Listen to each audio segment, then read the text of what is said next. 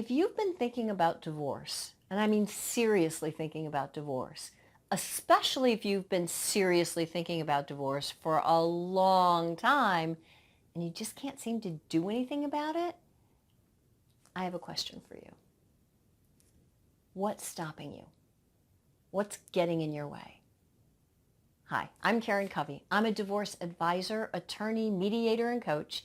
And today I want to talk with you a little bit about what's getting in your way. What's stopping you from moving forward and doing the things that you pretty much know you should be doing? Now, I'm not talking about the situation where you just had a fight for the first time with your spouse and now you're thinking about divorce. That's not this. I'm talking about if you've been thinking about divorce for a long time and you just can't seem to do anything about it, what's stopping you? And the truth is, it could be a lot of different things that could be getting in your way. But my guess is, if you're like most people, no matter what's stopping you, the sentence to describe what's stopping you starts with, I'm afraid that fill in the blank. Or maybe it's, I'm really worried that fill in the blank. Because I'm really worried that really means I'm afraid that. It's just a different way of saying it.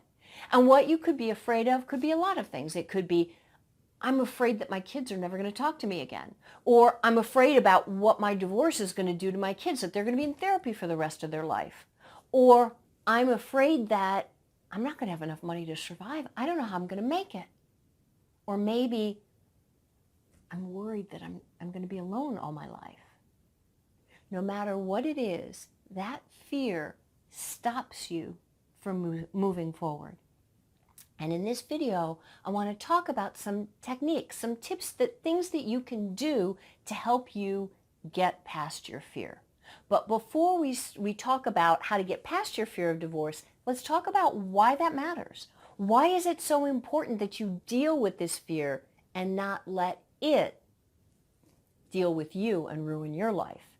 And that's kind of the answer. It's because if you're not dealing with your fear of divorce and you've been in this situation for a while, you're not devoted 100% to your marriage, you're not there, and you're not thinking about your life after divorce, you're not moving forward for that either. You're exactly nowhere, you're stuck. And that's not where you want to be. People stay stuck in that place, sometimes for decades. But then what happens is at the end of your life, you look back and you say, I never really lived. I didn't live the life that I wanted. I didn't do the things that were important to me, the things that really mattered. I never did because I was too afraid. And that's why dealing with your fear now is so important, because if you can do that and get past it, you can live your life. And not dealing with the fear also takes a toll on your health, because when you're in that situation where you're always arguing with your spouse, or even if you're not arguing all the time, but you're living with that constant that anger, that frustration, that that unsatisfied feeling like you've got to walk on eggshells, you've got to be somebody else, even in your own home, in your own marriage, because it's just how you got to do it to get by. If that's the situation that you find yourself in, you're living with stress. And that stress raises your heart rate, raises your blood pressure, raises your blood sugar. It does all kinds of bad things to you. And eventually, if you live in that state long enough without dealing with it, you get sick. You get headaches. You get backaches. You can't sleep at night. You have all kinds of physical problems and worse.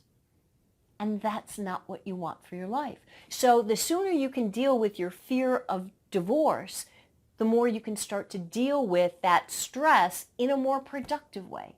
So let's talk about 3 different techniques that you can use to help you deal with your divorce.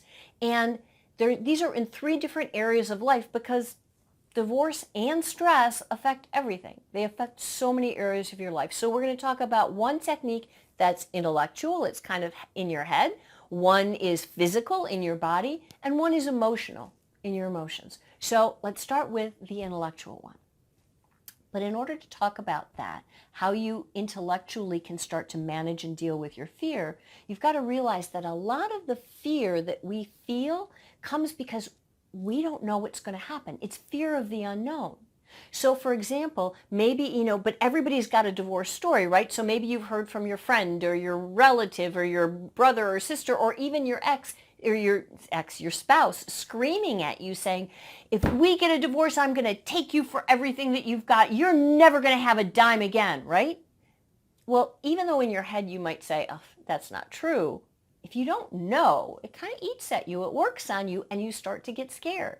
So the way to deal with that fear is to find out, learn, educate yourself about what divorce really means. And you're going to educate yourself and get the facts, as I say, in two areas. One is the facts of your own life, like what's your financial situation?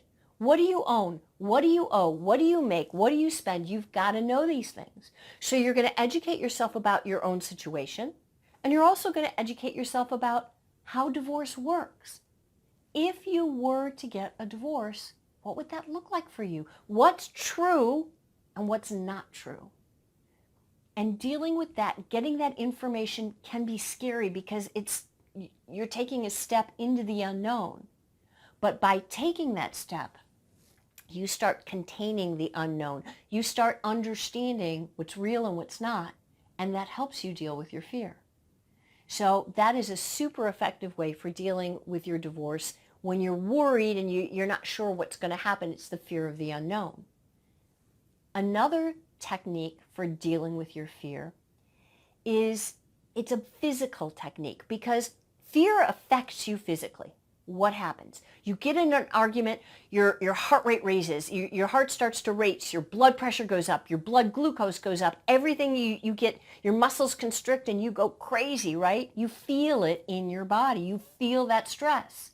And even if you're not in an argument at the moment, even it's just sort of this low level of frustration and tension and, upset with your spouse or your situation, when you're in that situation, you're also dealing with stress, and it raises your blood pressure and your heart rate, and all the stress chemicals come flooding into your body, and eventually you get headaches, you get backaches, you can't sleep at night, you have all these aches and pains that if you don't address them and address the basic cause of your stress, you end up getting sick. And again, that's not what you want. It's not what you want for your life. You want to feel good, right? So how do you deal with that stress? Well, there's a lot of techniques for dealing with stress, but the one that I want to mention right now is simple. It's free. It's breathing. It's something that we all do 24/7, but we're not aware of how we're doing it. And how you breathe matters. When you find yourself getting stressed out, or if even the thought of getting divorced puts you in a panic, what do? You consciously breathe. The first step is to become aware of your breathing. Pay attention to how you're breathing. When you do that, slow down. Try to take an inhale, count to 4 or 5. Hold for 4 or 5. Exhale for 4 or 5 counts. Again, hold, and then do it again. And when you breathe, try to breathe deeply, not into your chest up here, but into your belly. Expand your belly as you inhale. As you exhale, let it out. And if you do that and you consciously control your breathing and you slow it down and you make it deep, what you're going to find is that in a minute or 2, maybe 3, you're going to start to calm down. You're going to start to relax. And when you do that, as you relax, more blood is available as you oxygenate your body. More blood and oxygen becomes available for your brain and your body. You think more clearly. And that is going to give you the tool you need to start dealing with whatever stress you're feeling in the moment. So again, just breathing can help you deal with your fears when you feel them. That's the physical way. Well, what's the last one? The emotional way. And this, again, is a very simple tool. It can be free or it can be paid. It depends on what you want. But it's finding someone to talk to. And here's why. Because when we have a problem, especially if you're stuck in a bad marriage and you feel stuck, what happens? You start having a conversation with yourself in your head. And the conversation goes something like, oh, I hate this. I can't live like this. This is no way to live. What am I doing? But what happens if I get a divorce? If I get a divorce, maybe I won't have enough money. Oh, and maybe my kids won't be okay. Maybe this, maybe that, maybe this. And it's like you have a hamster wheel in your head and you're stuck on that hamster wheel going around and around and around. You need to break the wheel. And having someone else to talk to helps you get those emotions out, gives you someone to act as a sounding board that you can talk to so that you can work through some of those fears. And just by doing that, somehow the fear starts not seeming so bad. You start to be able to manage it. Now, who you talk to depends on you. It could be a very, very good, close, trusted friend who won't say a word to anybody. That's the free version. Or you can find a support group of other people who are going through the same thing, because you're not the only one. You are so not alone. And having a support group can help you talk through these, the things that you're going through so that you can deal with them better. Or the best way is to get a therapist or a divorce coach, someone that you can explain your emotions to and start working through them. All of that's going to help.